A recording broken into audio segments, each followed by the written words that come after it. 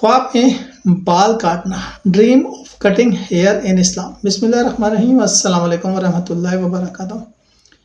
خواب میں بال کاٹنا اکثر فکر، غم یا پریشانی کے ختم ہونے کی علامت ہے۔ اگر کوئی اپنے بال خود کاٹے تو گناہوں سے توبہ اور نئی زندگی کی شروعات کی دلیل ہے۔ دوسروں کو بال کاٹتے دیکھنا اس بات کی نشانی ہے کہ کوئی شخص آپ کے معاملات میں دخل اندازی کرے گا۔ خواب میں بال چھوٹے کرنا سفر یا تبدیلی کی علامت ہے۔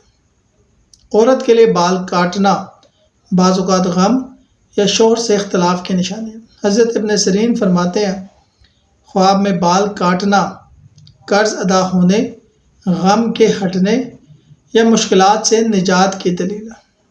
حج یا عمرہ کے دوران خواب میں بال کاٹنا قبولیت دعا اور بخشش کی علامت ہے۔